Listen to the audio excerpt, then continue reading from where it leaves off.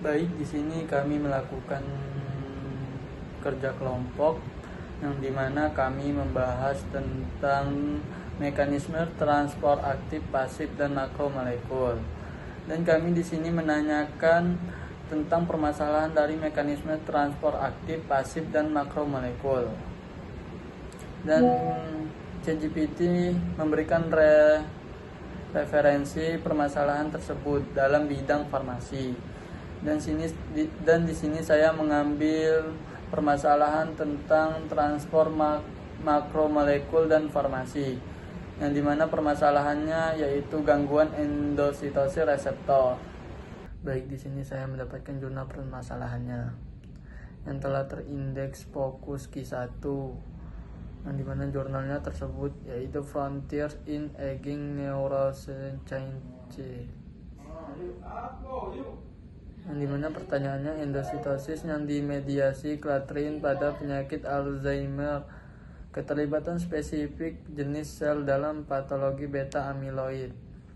Tinjauan ini memberikan pemeriksaan komprehensif tentang peran endositosis yang dimediasi klatrin dalam patogenesis penyakit Alzheimer, menekankan dampaknya di berbagai konteks seluler di luar disfungsi neuronal. Pada neuron, CME yang tidak teratur berkontribusi terhadap disfungsi sinaptik, pemrosesan beta amiloid, dan patologi TAU yang menyoroti keterlibatan dalam patogenesis AD dini. Lebih lanjut, perubahan CME meluas ke jenis sel non-neuronal, termasuk astrosit mikroglia, yang memainkan peran penting dalam pembersihan AB dan neuroinflamasi.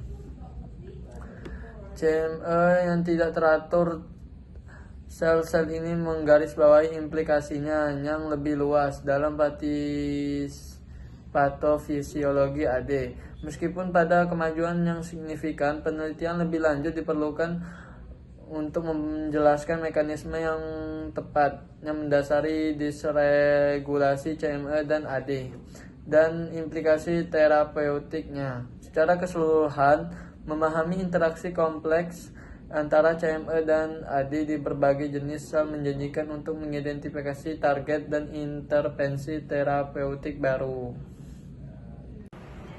Baiklah, jurnal selanjutnya yang telah terindeks Scopus Q1 juga.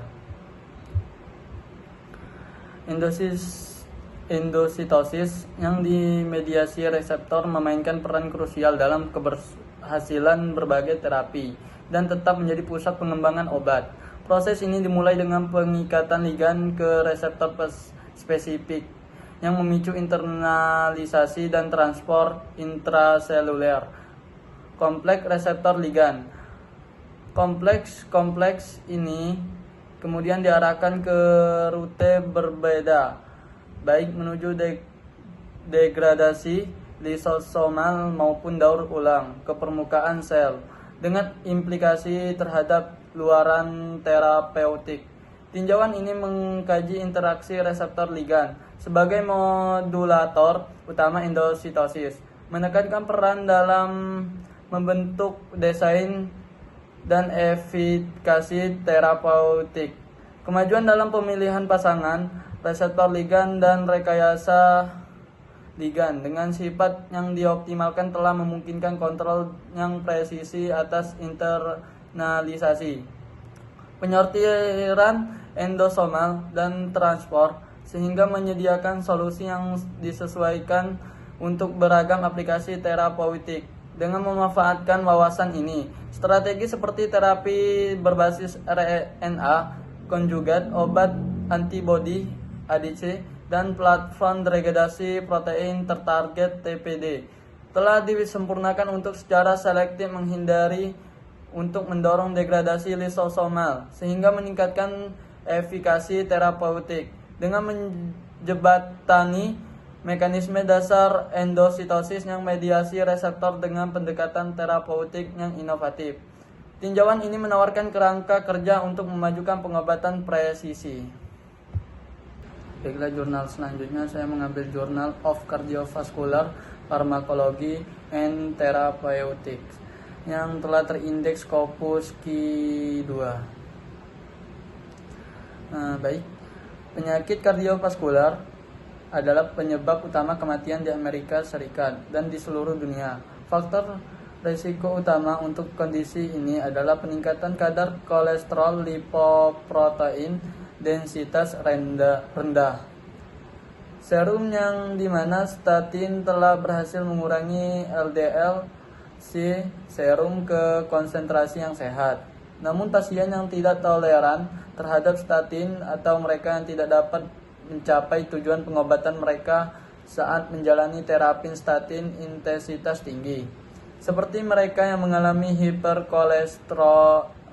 hiperkolesterolemia familial, tetap beresiko. Dengan demikian, inhibitor PCSK9 kemampuan untuk memberikan pengobatan yang lebih agresif bagi pasien dengan hiperkolesterolemia familial, homozigot dan heterozigot telah meningkat. Ezetimibe mengurangi LDL-C sebesar 15%, dikurang 20%. Bila dikombinasi dengan statin, inhibitor protein compressed subtilinsin atau kesin tipe 9 PCSK9 telah ditemukan untuk mencapai pengurangan LDL-C yang dalam 54%, 74%. Bila ditambah ke statin, obat-obatan ini telah menunjukkan efek dramatis dalam menurunkan kejadian kardiovaskular merugikan mayor dan pasien berisiko tinggi dengan kadar LDL-C lebih besar 70 mg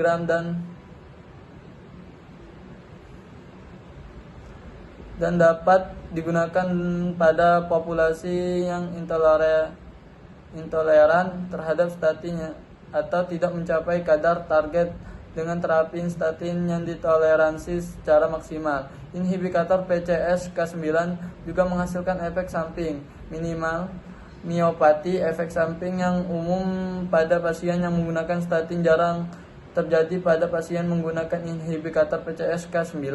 Uji coba acak telah menunjukkan bahwa penurunan LDL-C telah menghasilkan manfaat klinis bahkan pada pasien yang belum mencapai target LDL-C mereka.